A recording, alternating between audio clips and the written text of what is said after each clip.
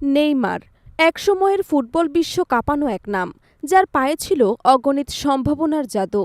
Brazilian এই superstar যখন প্রথমবারের মতো পেশাদার ফুটবলে পা রাখেন, তখন অনেকেই ধারণা করেছিলেন তিনি হবেন পেলের উত্তরসূরি।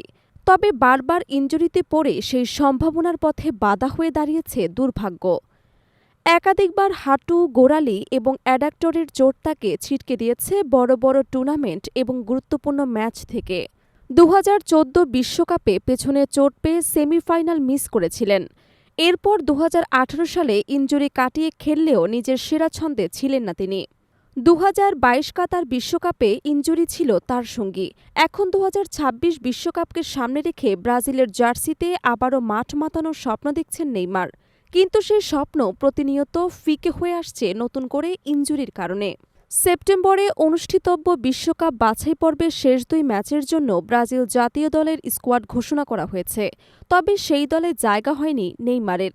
প্রাথমিকভাবে জানা যায় চোটের কারণেই তাকে রাখা হয়নি, কিন্তু সম্প্রতি এক বিস্ফোরক মন্তব্যে নেইমার নিজেই জানিয়েছেন ইনজুরির কারণে নয়, বরং কোচের টেকনিক্যাল সিদ্ধান্তেই তিনি বাদ পড়েছেন। নেইমার বলেন, শারীরিকভাবে আমি ফিট আছি, টেকনিক্যাল কারণে দলে রাখা হয়নি, এটি কোচের সিদ্ধান্ত এবং আমি সেটা মেনে নিচ্ছি। এখন আমি দলের বাইরে এবং তার বাইরে থেকেও সমর্থন জানাব। চোট কাটিয়ে সম্প্রতি আবারও মাঠে ফিরেছেন নেইমার। সান্তোসের হয়ে ফ্লুমিনেন্সের বিপক্ষে একটি ম্যাচে পুরো ৯০ মিনিট খেলেছেন তিনি। সেই ম্যাচটি ড্র হলেও নিজের পারফরম্যান্স দিয়ে আবারও প্রমাণ করেছেন তিনি এখন পুরোপুরি ফিট। নেইমার বলেন, অ্যাডাক্টরে কিছুটা অস্বস্তি ছিল, তবে সেটা গুরুতর কিছু নয়। আজ আমি পুরো ম্যাচ খেলেছি, সেটাই প্রমাণ করে আমি ফিট আছি। এর আগে ২৪ আগস্ট বাহিরার বিপক্ষে ম্যাচে তাকে বিশ্রাম দেওয়া হয়েছিল, কারণ কয়েকটি অনুশীলন মিস করেছিলেন।